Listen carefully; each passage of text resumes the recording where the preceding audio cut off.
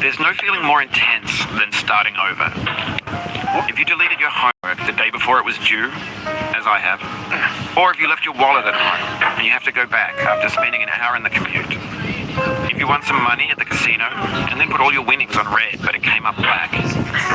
If you got your best shirt dry cleaned before a wedding and then immediately dropped food on it. If you won an argument with a friend and then later discovered that they just returned to their original view. Starting over is harder than starting up. If you're not ready for that, like if you've had a bad day, then what you're about to go through might be too much. Feel free to go away and come back. I'll be here. Alright, thanks for coming with me on this trip. I'll understand if you have to take a break at any point. Just find a safe place to stop with the game. Don't worry, I'll save your progress, always, even your mistakes. This game is a homage to a free game that came out in 2002, titled Sexy Hiking.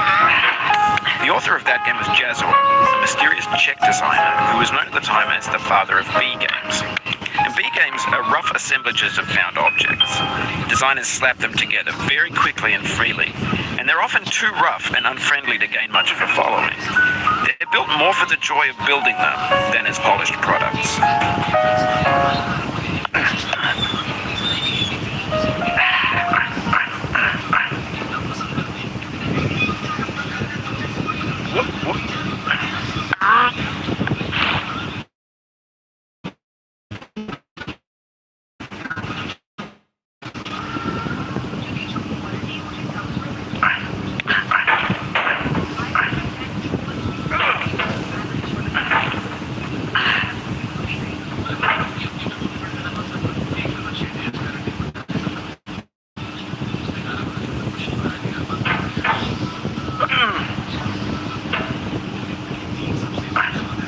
In a certain way, Sexy Hiking is the perfect embodiment of a B game.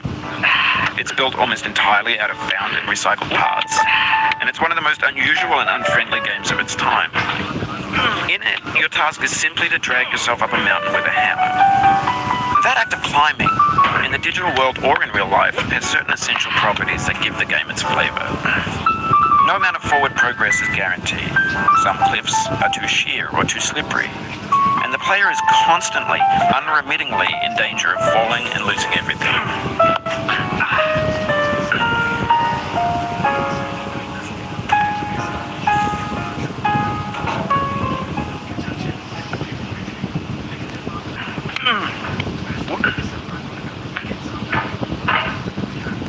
Anyway, when you start Sexy Hiking, you're standing next to this dead tree that blocks the way to the entire rest of the game.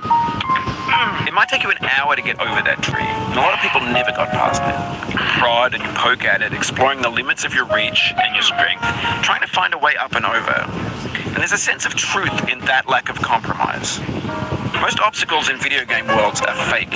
You can be completely confident in your ability to get through them once you have the correct method or the correct equipment or just by spending enough time.